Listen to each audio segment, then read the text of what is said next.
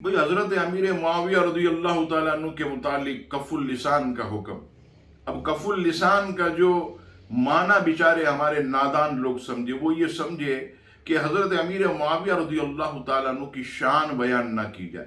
معاذ اللہ ثم معاذ اللہ. بتائیے کہ اللہ کے حبیب صلی اللہ تعالیٰ علیہ وسلم خود جو ہے وہ حضرت امیر معاویہ کی شان بیان کرے. سیاہ ستہ قرآن مجید کے بعد جو احادیث کی 6 کتب، ان کے اندر باقاعدہ احادیث موجود ہے. حضور علیہ السلام فرماتے ہیں اے اللہ معاویہ کو ہدایت یافتہ بنا دے، مہدی بنا دے. اب بتائیے یہی نہیں بلکہ اگر آپ آگے کی طرف جائیں تو اصحاب رسول جو ہے یہ بھی ان کی تعریف. بخاری کی حدیث پاک حضرت عباس رضی اللہ تعالیٰ عنہ جو نبی پاک علیہ السلام کے چچا، جب ان کے پاس یہ شکایت آئی کہ حضرت امیر معاویہ وتر کی 1 رکعت پڑھتے ہیں، تو حضرت عباس رضی اللہ تعالیٰ عنہ نے کیا فرمایا؟ بخاری کی حدیث پاک فرماتے ہیں ان کے بارے میں بات نہ کرو، وہ فقیہ ہیں، وہ مجتہد ہیں.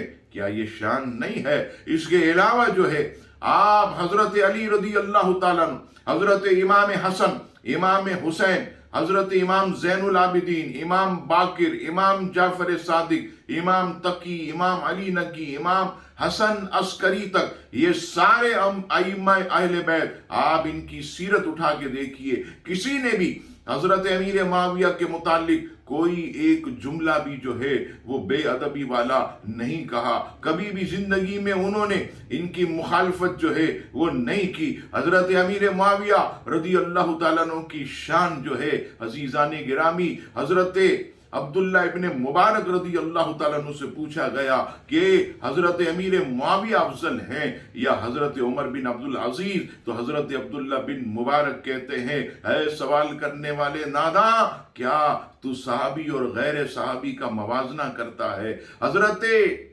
امیر معاویہ رضی اللہ تعالیٰ عنہ نے اللہ کے رسول کے پیچھے جو نمازیں پڑھی، ایمان کی حالت میں ان کو دیکھا. حضرت عمر بن عبدالعزیز اس مقام کو نہیں پہنچ سکتے.